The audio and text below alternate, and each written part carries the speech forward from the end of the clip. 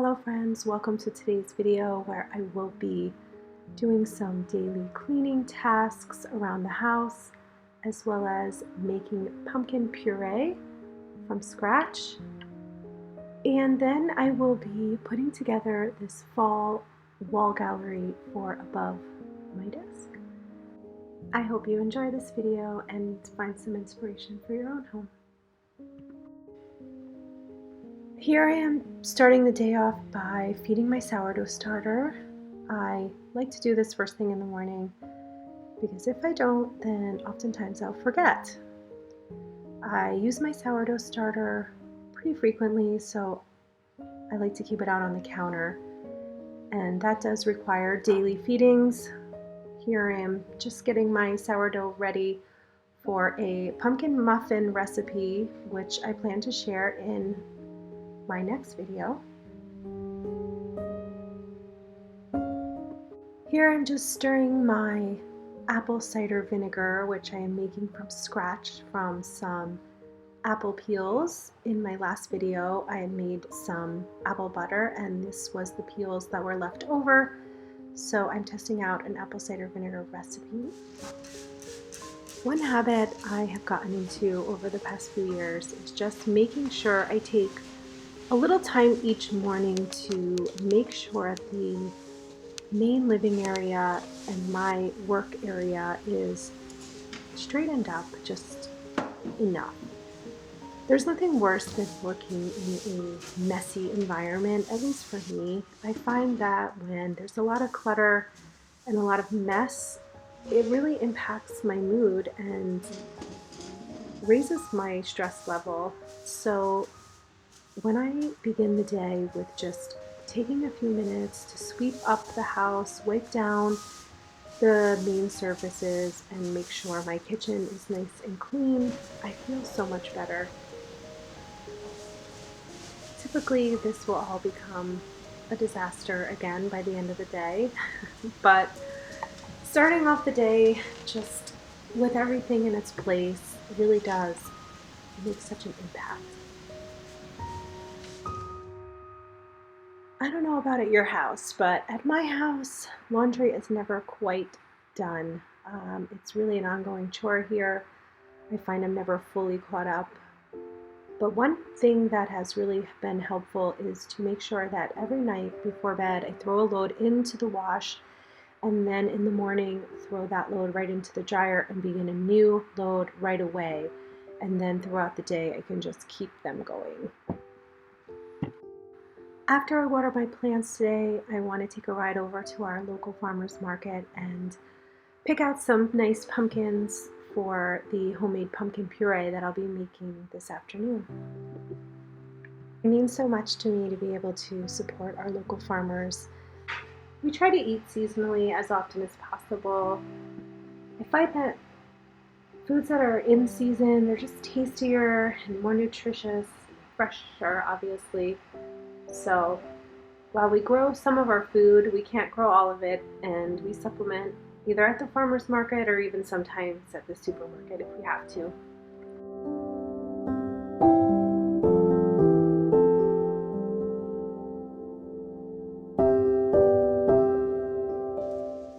I wanted to get started on getting these pumpkins washed and cleaned up right away so I could start cleaning them out and getting them ready for the oven, because the whole process is going to take a while.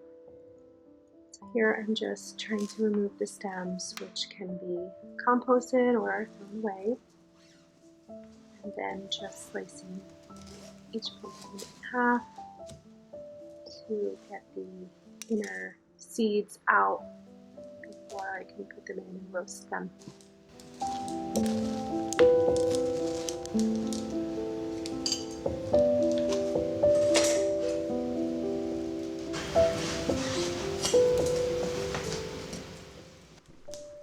Once you have your pumpkins cut in half and the inner seeds removed, you can turn them over and place them upside down on a baking sheet and put them in the oven at 350 degrees for about 40 minutes maybe longer, an hour, depending on the size of your pumpkins.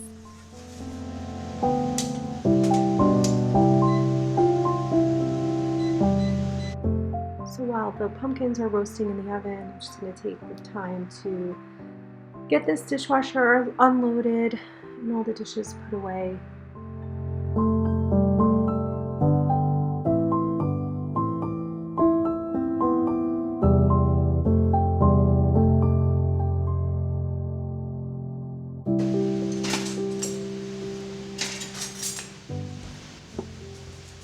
It's been about 45 minutes, so I'm going to go and check the pumpkins now and see if they're ready.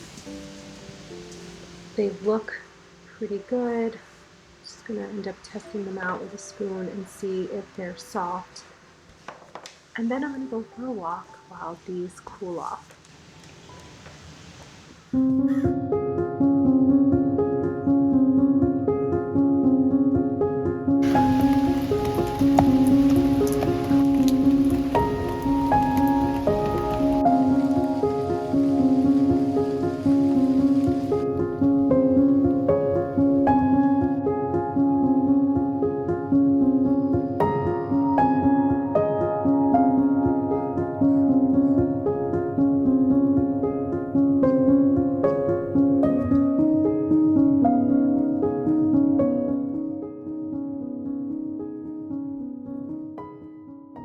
I gathered a few different types of leaves from outside to hang in my window. Normally I would say to dip these in wax before hanging them, but I didn't do that today. I just wanted to put them up in the window with my son, and we had fun doing it. We just used double-sided tape and put them in the kitchen window. So while the pumpkin is cooling, I am going to have a nice little cup of hot pumpkin spice coffee. I think it's important to take a few minutes every day to just reset our minds and our nervous systems. So I'm going to sit and have a cup of coffee and read a little bit of this book. I'm currently reading Wildwood by Colin Meloy, and it is a fantasy novel geared more toward younger readers, ages around 9 to 12 years old, but it is such a fun little book, and I am thoroughly enjoying it. It's about two 7th graders who get lured into this forbidden magical forest in an attempt to rescue the main character, Prue's baby brother, who was kidnapped by a murder of crows. And along the way, they encounter some really interesting, fascinating characters. And it's really quite fun to read. Finally, the pumpkins are cool enough to scrape out all of the flesh away from the outer skin of the pumpkins, and so I am putting those inside of this bowl to try to mash up by hand as much as possible, although I do end up using a food processor in the long run because I just wasn't getting the consistency that I was looking for doing it by hand. So I pretty much just put it in the food processor for a few minutes, and once it was all completely pureed, then I took it out and just sanitized a few jars and placed all of the pureed pumpkin into those jars to store for future use. In this case, I'm going to be using the pumpkin puree right away to make some recipes, so I'm just going to be storing these in some regular jars and placing them in my refrigerator where they will stay good for about a week. If you weren't going to use them right away, you could also freeze them where just leave a little headroom on top and it will stay for a few months. If you're interested in the printable version of this pumpkin puree recipe, I will leave a link in the description box below where you could head over to Jean Elle Home blog and find the recipe there. and that way if you prefer to keep all your recipes in a binder, you can just print it out there.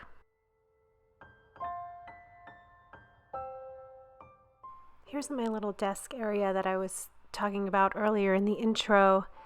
I wanted to put a little fall wall gallery above this desk, and so I decided to come onto Etsy and search for some printable wall art, and I did find some really cute, unique artwork that I was able to just purchase right from Etsy and print out myself from my home computer.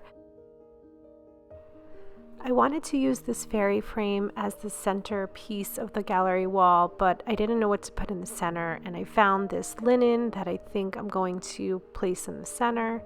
And here are some of the prints.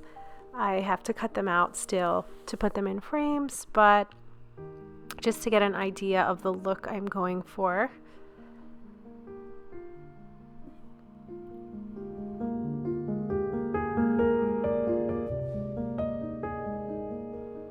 Now it's time to open up all of these frames, remove the old artwork, and just get all of the glass and frames themselves cleaned up and looking nice again. All of these frames I found in my local thrift shop, so they were very inexpensive. I'll be taking out all of the original artwork and anything that was hand painted or handmade. I will put that aside and keep it just out of respect for the artist. If it's something I won't ever use again, I will pass it along rather than throw it away.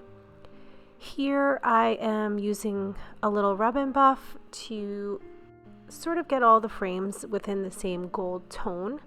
They were not really quite fitting together with their different tones of gold, so I wanted to kind of get them all cohesive. And this is just a furniture marker to kind of darken the wood on that last frame.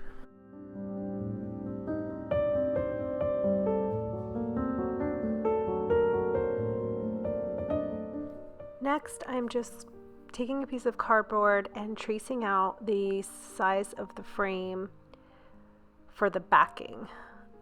And then I'm going to cut out a piece of cardboard a little larger than that stencil mark, so that it sticks in the back and doesn't fall through the frame.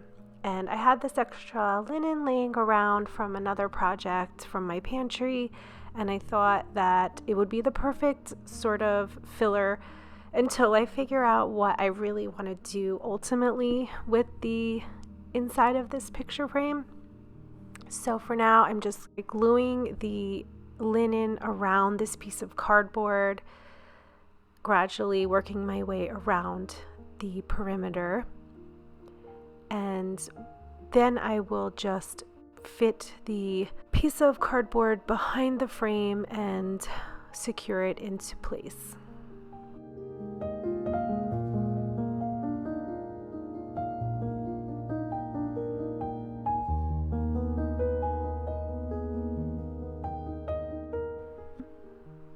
I wasn't exactly sure how I wanted the placement to be up on the wall, and before I started putting any nails up, I just laid everything out on my table and kind of got an idea of how I wanted things to look. From there, I just placed each of the pictures up where I thought they looked good and marked out the wall and hung them in place. I wasn't really very technical about it. I just kind of eyeballed it and figured out where I thought it would look good. And this is the final result. I really like how it came out. I may end up adding more pictures to this gallery wall, but for now, I think it came out really cute. Thanks for watching, guys, and if you like this video or are inspired by it, please don't forget to like and subscribe. I pray that each of you have a happy and healthy week, and I will see you all in the next video.